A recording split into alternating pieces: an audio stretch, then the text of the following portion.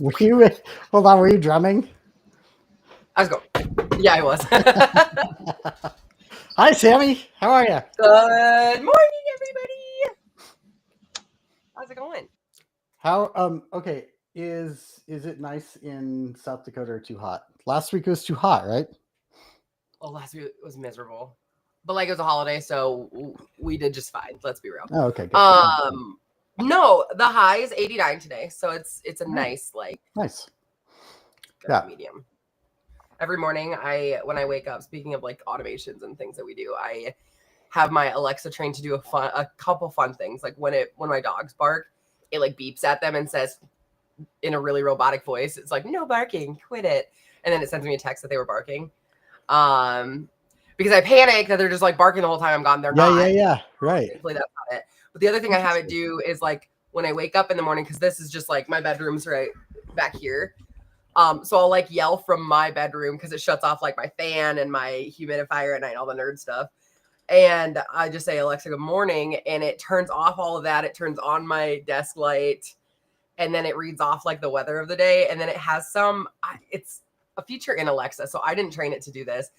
But it's supposed to be like, I think like a daily uplift. But like, they're always like a dad joke mixed with a half daily uplift. So like today's was like, if the glass is always half full, you should complain to the waiter or something like they're so funny.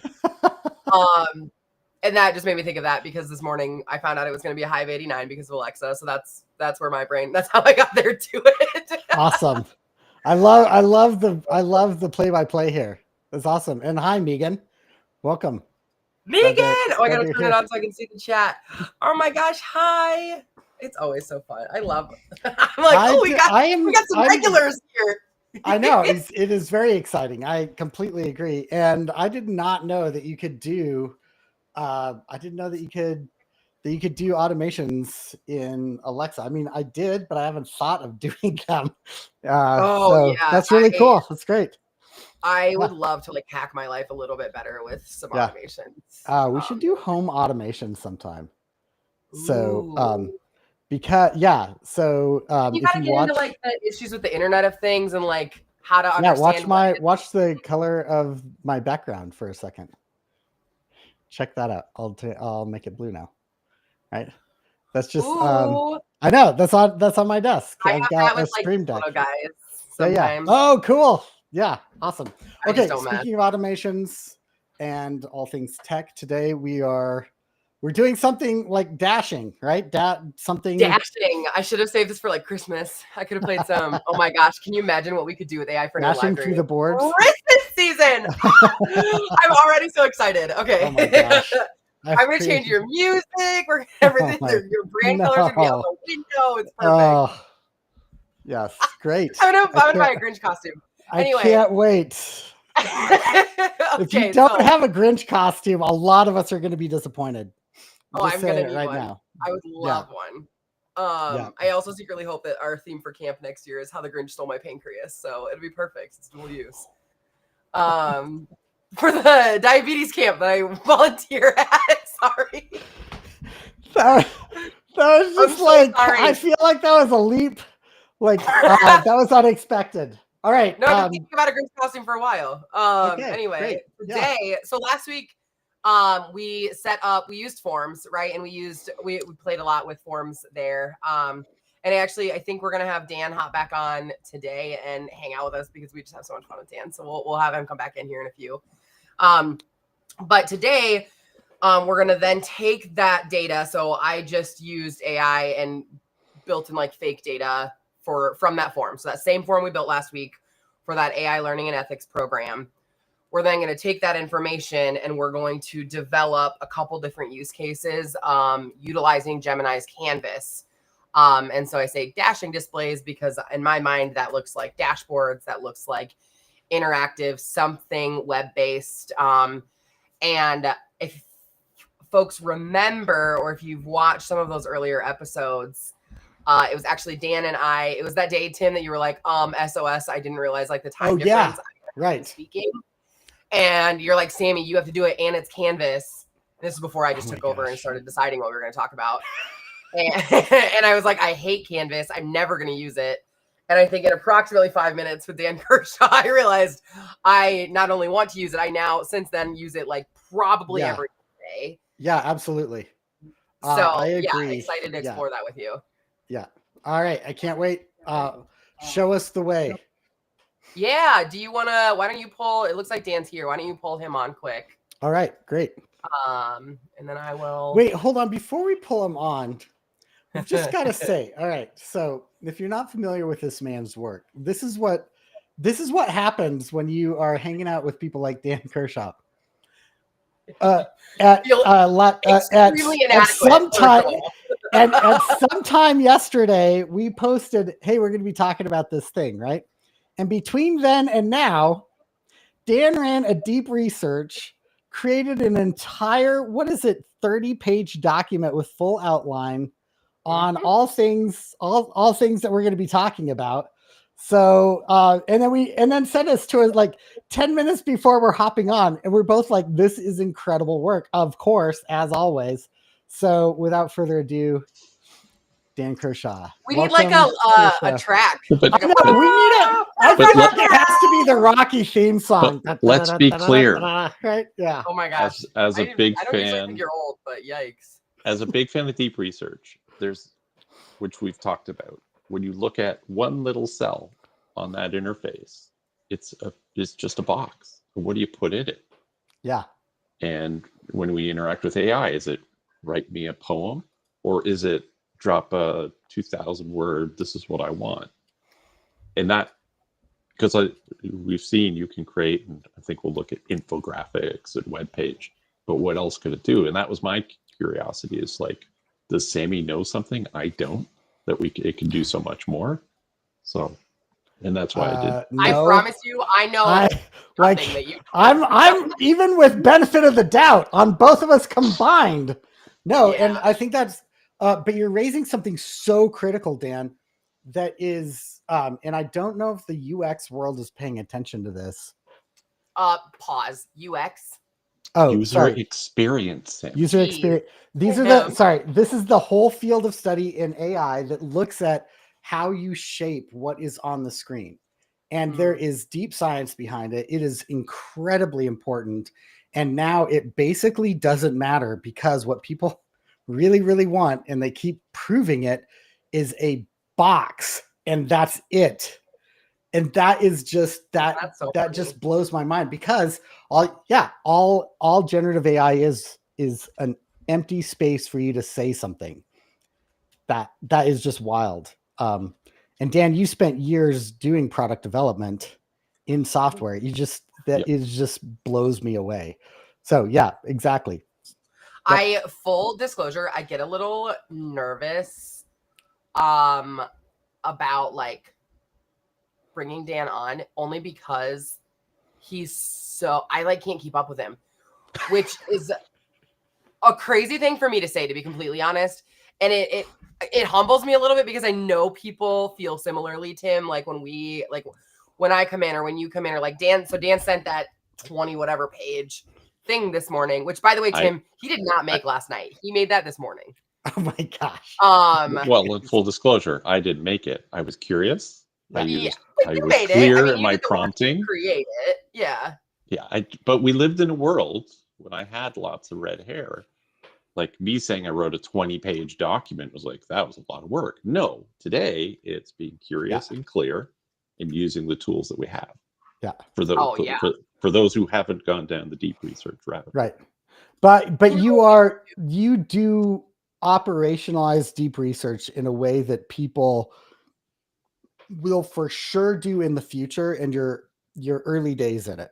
Yeah, like you really are a person that knows how to adequately put it to work, rather than treat it like an extra feature or something. So I think that is unique to you, Dan. And I spend a lot of time with people that are doing AI stuff. I don't know of anybody that is utilizing deep research at the level that you are. So yeah. And you can churn it in a way that I don't understand. Yeah. Like it does humble me, though, because I'm like, one, Tim loves any excuse to humble me. But then two, it also just reminds me that, because people can get really overwhelmed, because the three of us in tandem can get very excited about what we do. And we see a lot of benefit in what we're doing. And so that's all fine and awesome. But the problem with that is other people aren't there yet. So like deep research is a great example. I'm not there yet with deep research. And so every time Dan pulls them out, I'm like, I feel like I need 2 hours to churn what he just sent me. And I have to get on and do this live in 10 minutes. So I go, hey, Dan, why don't you just plan to pop on? You can ask some questions along the way, because goodness knows I love when you ask questions. Yeah. But I did, we'll show it to Tim and make sure that we like the way it looks. But then I actually took Dan's deep research and I turned it into like a published web page version of it. It's got all the same content, but it's just a little easier to read. Let's see it. Do you want to see it right now? Yeah. And while you're pulling that up, I think that both Dan and I follow Nate B. Jones. If you're not following him on YouTube, TikTok, like that is probably the best voice at the science and thinking behind AI right now. Most accessible, does a lot of work. Yeah. 3 minutes a day, you'll be caught up. Anyway, one of the things and the fluff is stripped away. Yeah. Like it's right. just, It is. Yeah. Right. It is very. Yeah. Anyway, he really identifies how knowledge is more universal now. What it looks like is more not collecting knowledge, but knowledge distribution and reframing.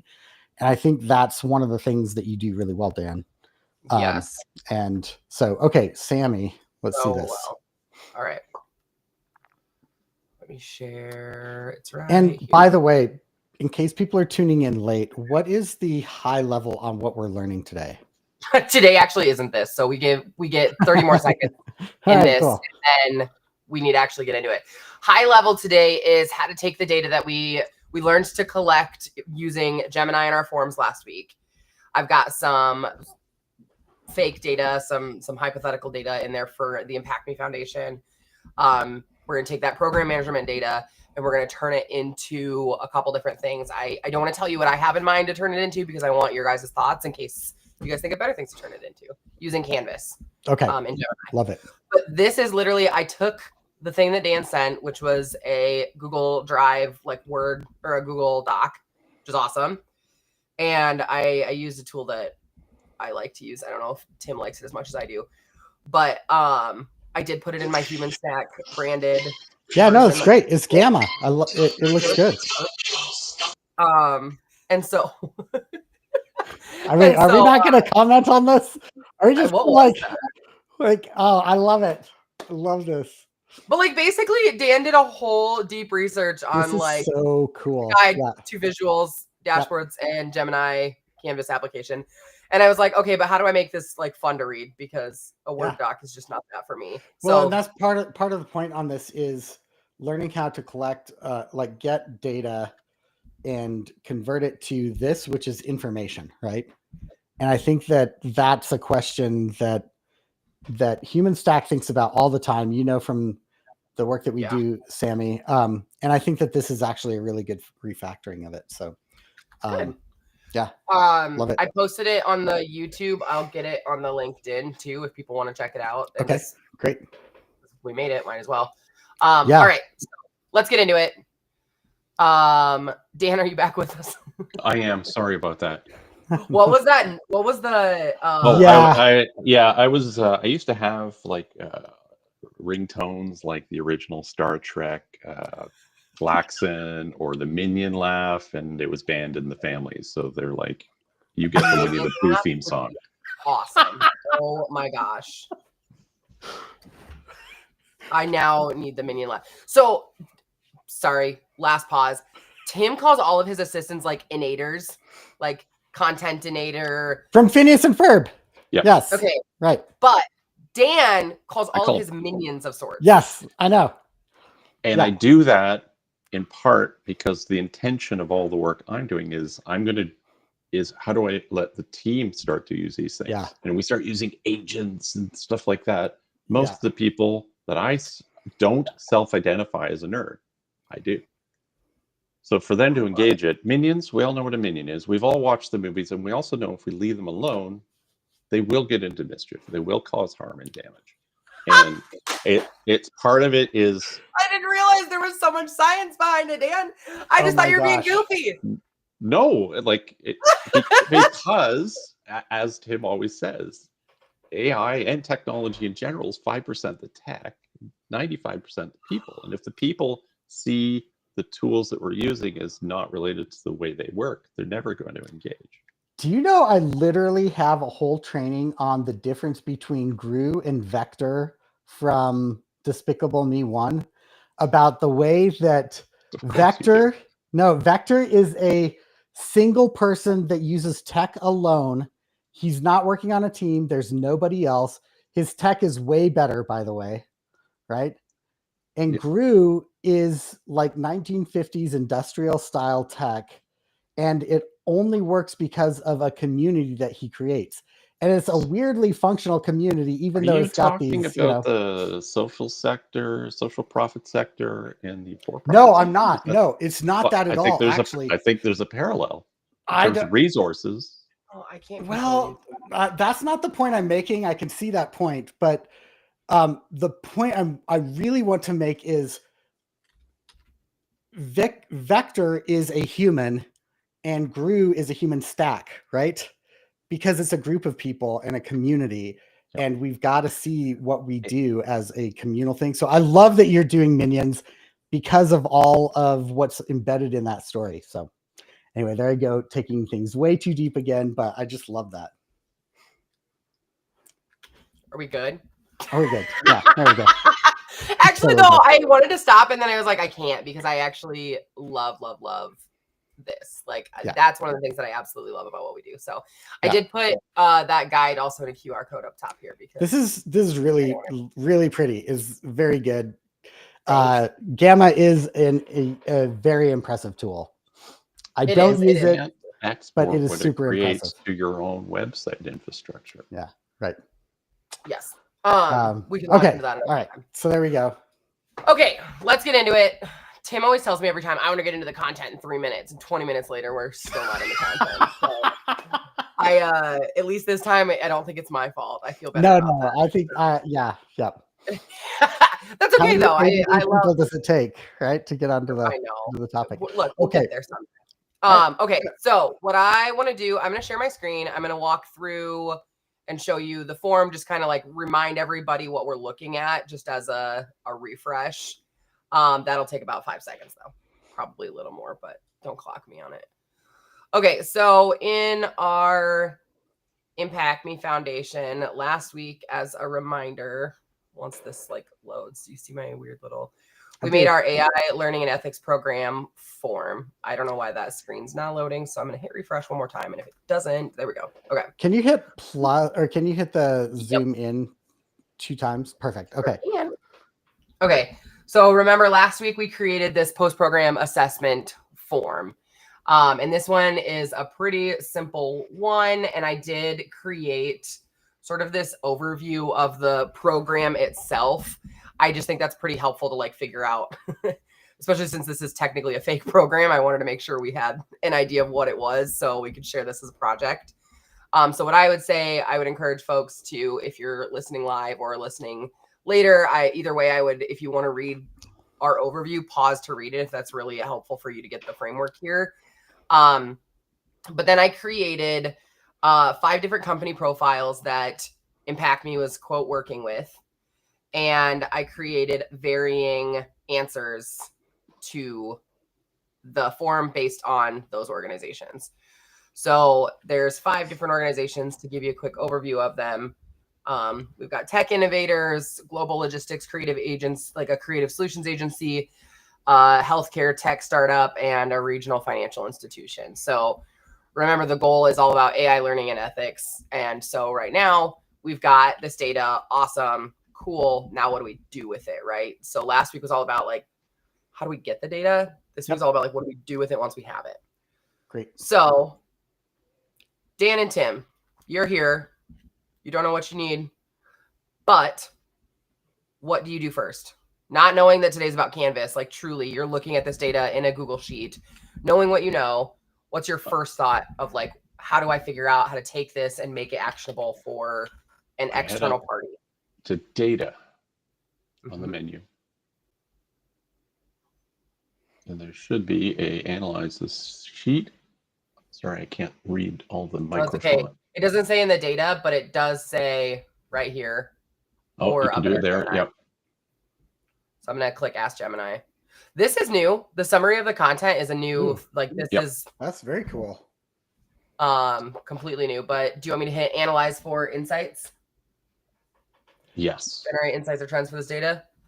The reason why I asked that is because I know today's about Canvas, but I was hoping we would get to this point, right? Where we should always start with the infrastructure we're in. So there are some tools to analyze this data as we are in it. So what's awesome is it's showing it's significantly increasing participants' confidence in understanding the use of the tools ethically. I think it's interesting that it gave us the top 3 topics because I think there was only 4 topics to choose from. So maybe the top 1 or 2 would have been nice. But that's where it's really important to know what you're looking at from its core too, right? Because if you're just looking at this from a side, you'd be like, oh, that's the top 3. Well, if it was the top 3, but there's only 4.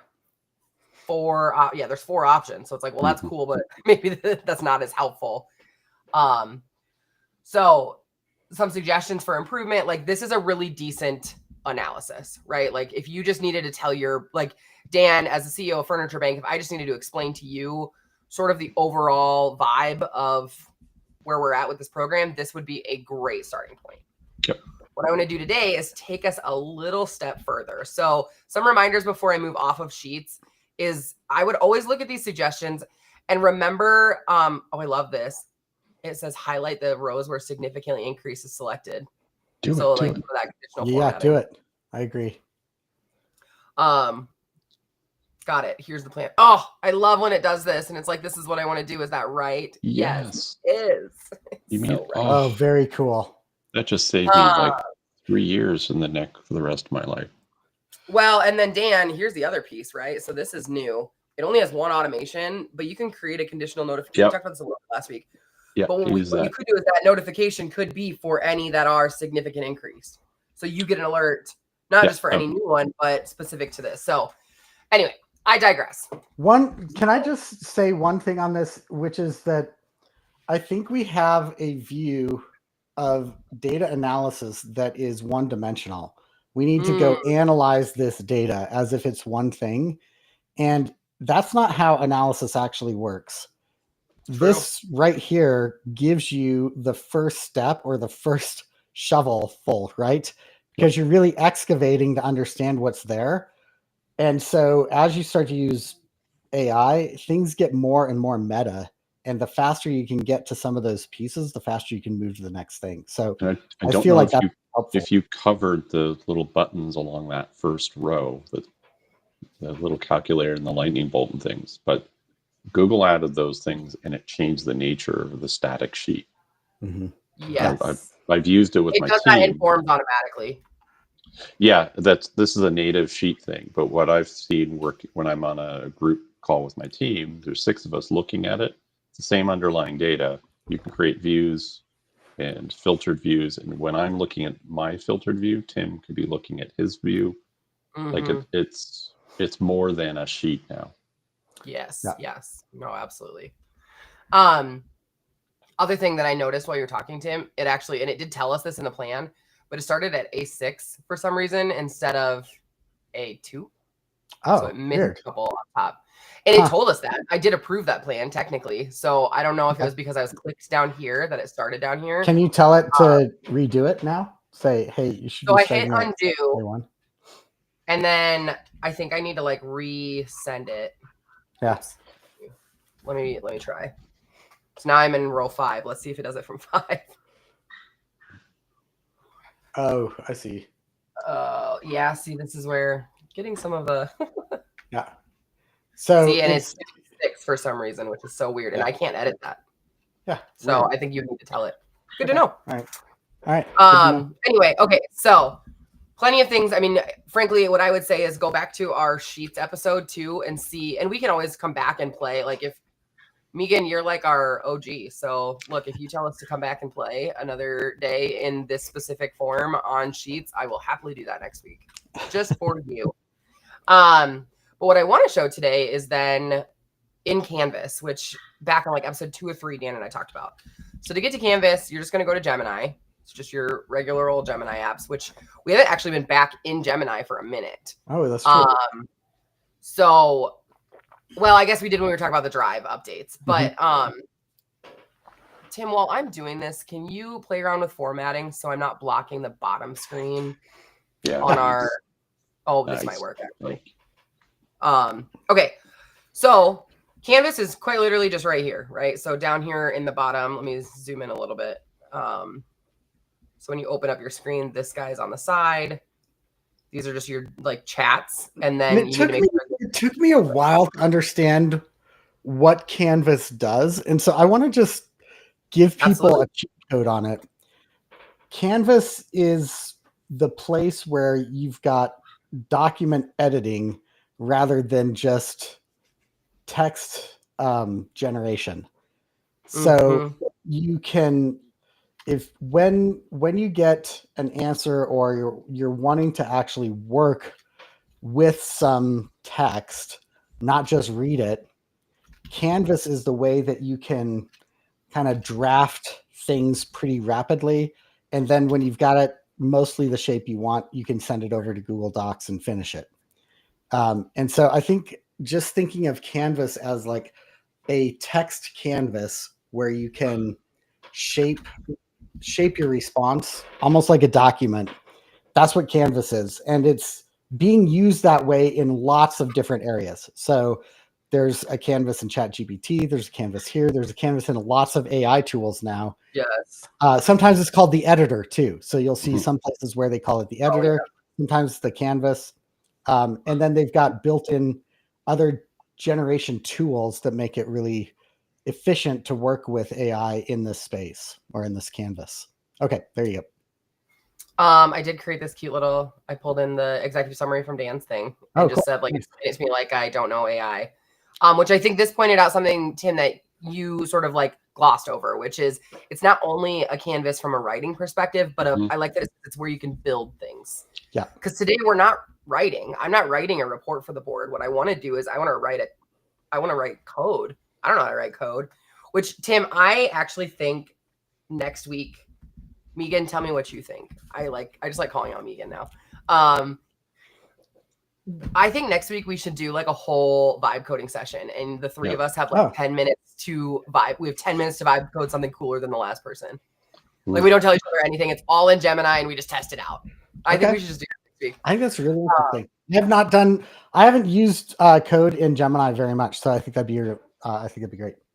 Ooh, yeah, that'd be really fun because Dan and I have messed quite a bit actually. So, and Dan's gonna know me way more than me. I haven't vibe coded at all. Yeah. Oh, most of my vibe coding has been done in Gemini since we learned Canvas. Like I just, I feel like then maybe I have. So much better. Yeah. So let me show you. One, I liked demonstrating this while you were talking, Tim, because I do like to remind everyone like the curiosity. Using AI to help answer your questions about AI is helpful. Asking AI about its own capabilities seems to be difficult. And we've mentioned that, but being able to say things like, I know you've heard people say like, explain it to me like I'm a 5-year-old or whatever, but there are so many times that we'll hit notes and it's like, wait a minute, why don't we just ask AI like how it might think we should address this or how it might explain it. So just always be thinking that way. But okay, I'm gonna get into our new chat. I'm gonna go to our Canvas and I'm gonna add our files from the drive. So this is important. We're going to add the AI learning and ethics. So that's the form responses. And for purposes of this, because there's not as much data for it to pull on from our workspace, I'm going to pull in the company profiles. So those are the fake companies that filled out the form. And then this is that program overview. So it gives a nice 360 view of the program. So gentlemen, before I tell you what I wanted to build with this, what would you say you need to report to your board the effectiveness of your program? What's your step here? You create a one-page overview with matrices, graphs, trends that board members can interactively toggle different. I'm going to take what you did and pull it back just a little bit. Oh, take my own advice that I just said, which is why corner it? I need to report success of this program to my board. Here's the data. Yep. How might we do this in an innovative, interactive, and easy to understand manner? Thoughts? Any edits before I send? Due time. The one thing I would add on that is this a year, like year over year, or what's the time series on this? Let's say, because I don't have year over year data to demo, let's say this is month over month. Yeah. Well, there's no month over month. Right now, I would just say this is the analysis needed to review if we continue this program as this was the first year. Does that work? Okay. Yeah, great. So let's see what it comes up with here. I have lots of, like, I've literally built the start of a bus route mapping app in Gemini. Oh. I think I did it actually on your Gemini, Tim, because I wanted you to be able to go search for it if I needed help. That's awesome. So that is the best. Perks of having friends who get you in some of this. Oh my God. Megan, I love that she called me Bessie. I'm blushing. I know. Stop. It's great. Okay, well, both of you can leave. I'm gonna invite Megan to the live now, so it's fine. Okay, well, to talk you guys through what this is doing right now, and particularly for our listeners, I actually really appreciate that Gemini's thinking still explains it in a way that, for the most part, is pretty churnable for the average non-coder. I realize I don't really understand the gun on file access. What? Oh yeah, like it cracks me up when it's like, oh, fixing this, doing this. Which honestly, sometimes this tells me I'm gonna have to resend it because that's a lot of thinking it's trying to do. No, but it's using the underlying reasoning model, which isn't like it's going to. So the one thing that's different about Gemini than the others, it's got both types of models all wrapped into one. And if it needs to do this, then there we go. You just have to wait. Okay, so then I love that it shows me the code. You don't have to look at this when it's building it for you, though. You know what I mean? Like this is an important example of, like, it is great and helpful for people who understand code. I don't actually know how to fix any of this, so it's not as if seeing this code is super helpful for But me. I did, well, I've tried it by giving it to my web developer, because inevitably you're going to get what comes back and it's not brand aligned or it's something. Yes. You give it to the person who does. Oh, absolutely. Yeah.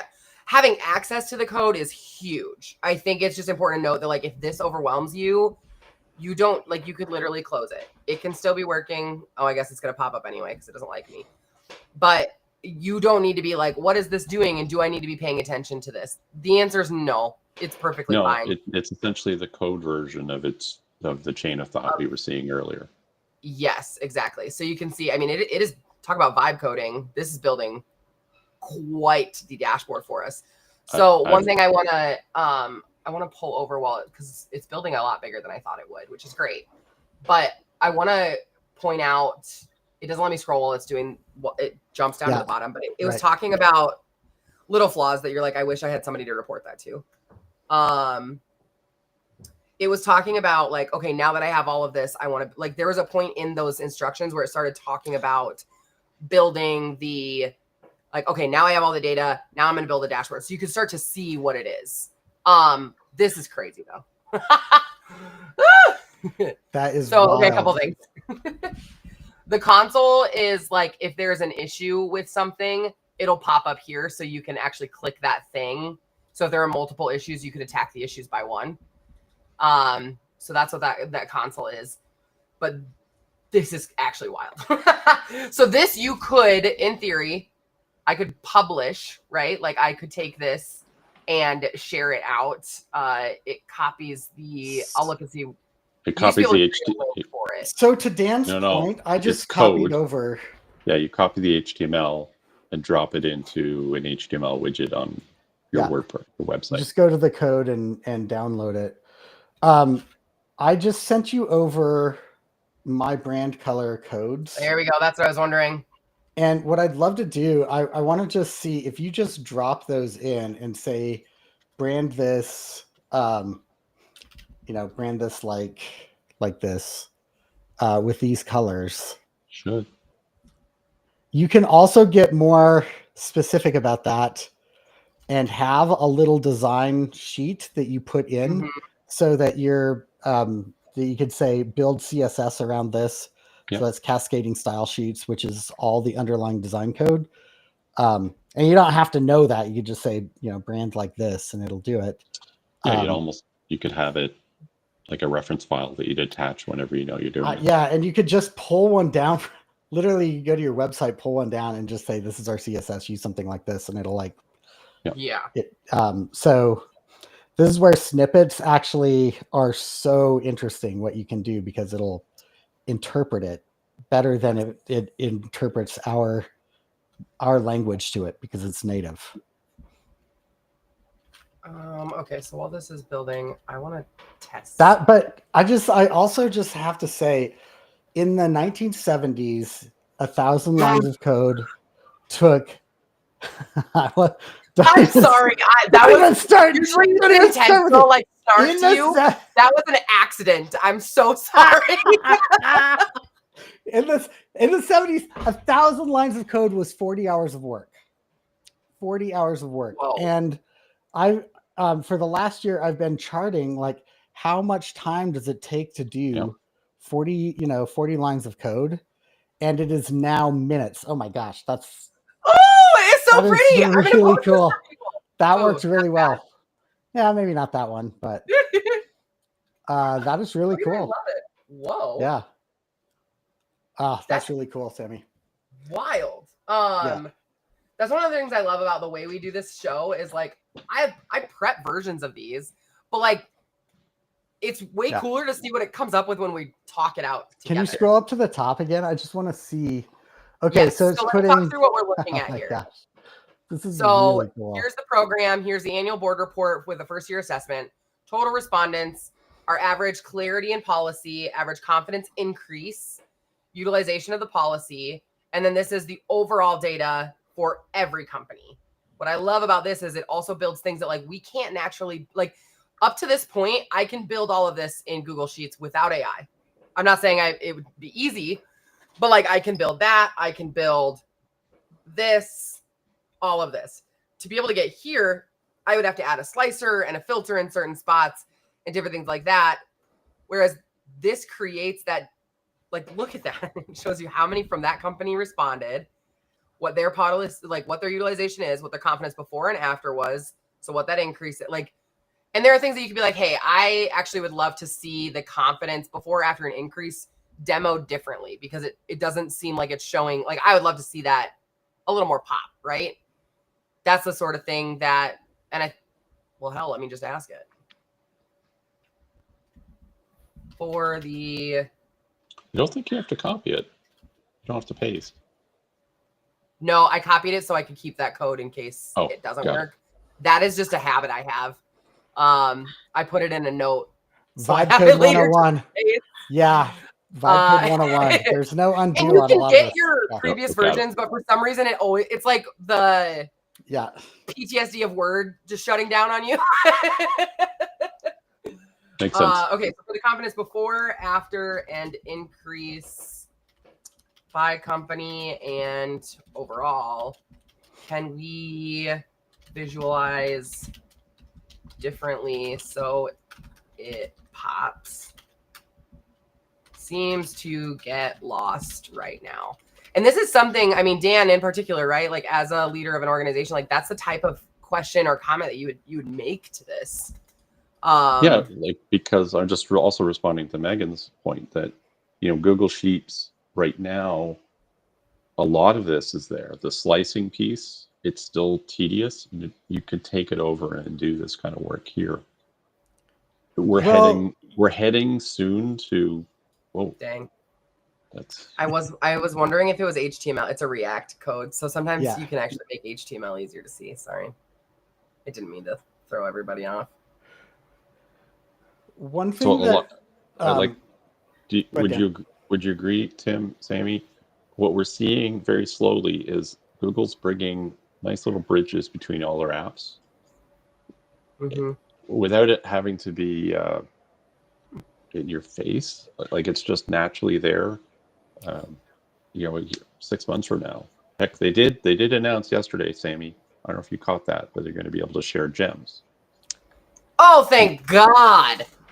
I mean, they've been saying that for a while. I'll believe it. Well, when they I actually see put it in writing, and why that's important. There's also some sweet updates to the drive that I sent you to, I think yesterday or the day before. But all of that means, I'm speaking to Megan, is that things that are, if she gets a particular visualization, you'll be able to continue on to say, please, I like this. Please create a prompt that I can use as a gem. And then that gem is there. And then you could give that to a coworker to say, please go make. And I think that is what's really exciting for me is, while I'm always going to do me, I can make sure there's things I can pass on to my team, and they can use and create things just as brand aligned and functional. So you're going to have your version of Sammy, Dan, or Tim in your organization. They can be creating things and be able to share it to the wider group of people who are happy to use a gem, but they don't want to. They're not there to create the gems themselves at this point in their journey. Because AI at work is really different than just like AI on your own. And I think that is the new reality that a lot of people are realizing is what works for individuals is not what works for groups. And I think that's right. Also, I tried to create visualizations in a gem and it did not work. I think actually it's just so interesting, Sammy. It's not that it didn't do it, but it didn't do it well. It didn't do it like this. Oh, like the... Right. I think Canvas is like, you just have to know which tool for what, just like you need to know which model for what. Canvas is the place where you want to actually build that section of it. Gems are a good place to refine maybe. Here's the prompt that I need to drop in so that I can... the following. Yeah, exactly. Right. So I would frame it that way. Use the gem to create the research prompt and then, or to build the dashboard prompt. Right. Sammy, can I share? So the deep research I did on how to, like, technically what prompts can we use, I was doing it specifically on, you do a deep research, then what can you do? Yes. So, let me see if they added. Okay, this was what I wanted to add really quick though.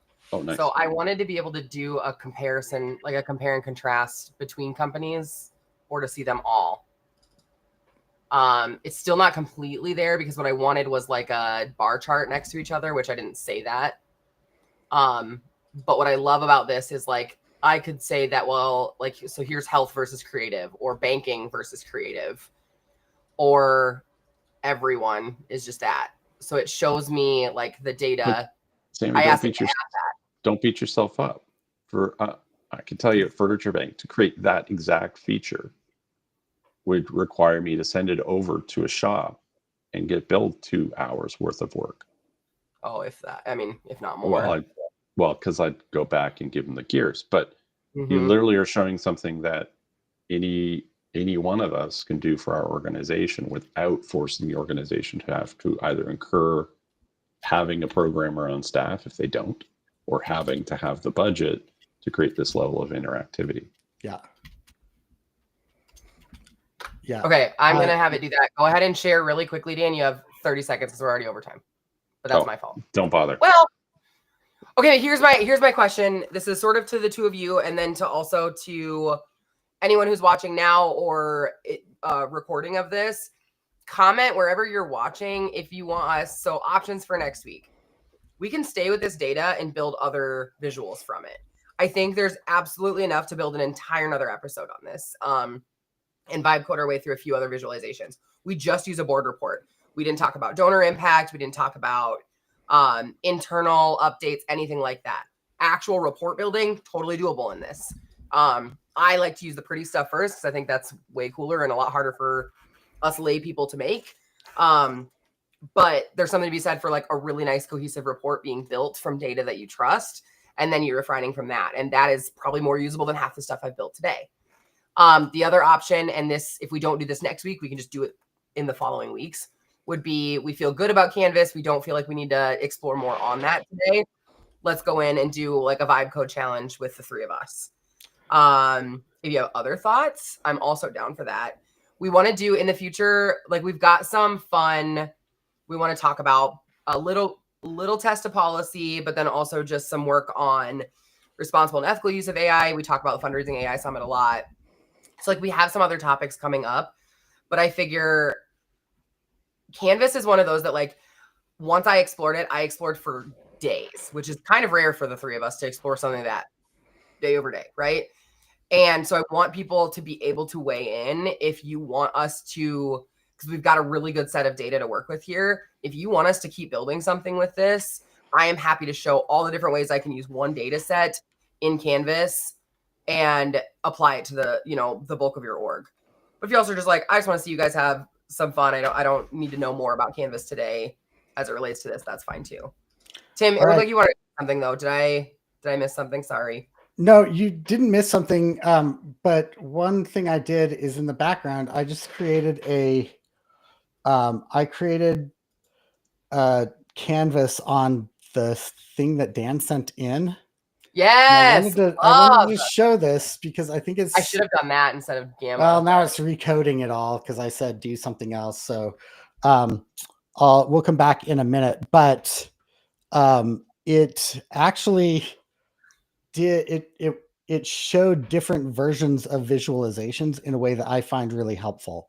So when it's done, I can show that. If we don't have time this week, that's fine. I think we should stay here for another week. That's my 2 cents because I think that sorry, I didn't mean to reshare that. I just think that there is so much that we can continue to explore in Canvas. And I think that Canvas is probably one of the most important tools for people to know when using Gemini. So yeah, let's do another week or two. Yeah. Also, in 3 weeks, I just want to put this out there now. Yes. We're going to be having the AI Nonprofit Policy Day. And so we're bringing in Jennifer Owens from One Valley Community Foundation. I've worked with her for a while on different policies that she's been working through her team, and she's created a work of art when it comes to policy. This is a sticking point for a lot of organizations. So we're going to be talking that through. We're going to be giving away a template on that you can use for that.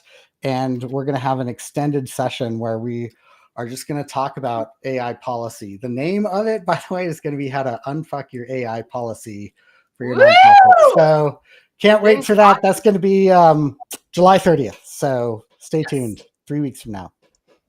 All right. Do you want to show, did your thing fix? Did it? Yes, it did. Okay, cool. Yeah, let me show it. I think unless I hear otherwise, I'm going to plan on coming back to Canvas with this data next week so we can play a little bit more. Like I said, I've built already, and this isn't even close to what I've built. I want to be able to show people. Okay, so when you select a node, it shows you, this is an interactive dashboard. This is a structure visualization. This is a strategic framework. This is a prototyping mini apps. So you can drag price this around. Calculators. Yeah. Right. And this is advanced prompting. So this is really cool. It's super simple. This is the whole thing right here.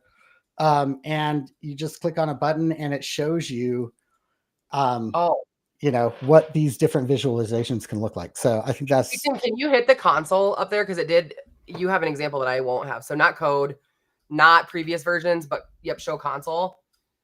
There you go. So you don't need to know what that is, right? That's basically if you needed to, you can actually just hit that fix error button right there. Oh, where's it? Right? Oh, gotcha. Up there. Yeah. So it'll highlight all of that. That is for like when Dan was mentioning, like you could send it to a web person. Not anymore.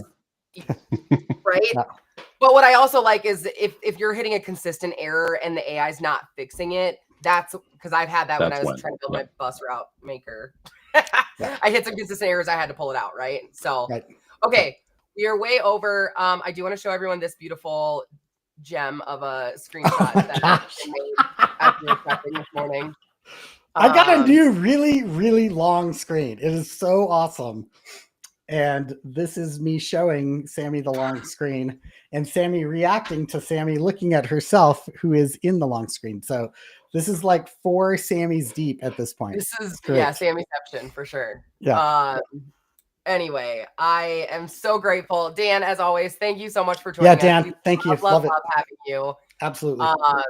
We'll plan on doing, I'm going to do like Dashing Through the Snow or something like that next week. I'm going to call it something ridiculously Christmas themed now because I'm excited. So if you want some more AI, join us for the Upskillerator after this. I'm just going to show that QR code because I don't want to screw up that stupid video.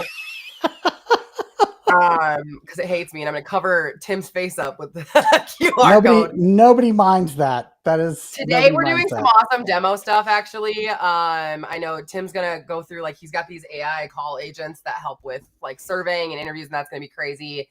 Dan, I think, is demoing something, and the resume, and Kate Harwood. What's the? Yeah. But how do you say resume? Resume-nator. Resumator. And then Kate is going through, she does a lot of work in the particularly photo content space. And so Kate Harwood's going to walk us through that. I think Tim's crazy to think that he can get through 3 demos in 1 hour. So if you agree, go ahead and scan the QR code and join us. But otherwise, so excited, and we'll see you guys here next week. In the meantime, if you have thoughts on what you want me to try to test out with this data in particular, let us know. We're super pumped. And we'll see y'all next week. Bye, everybody.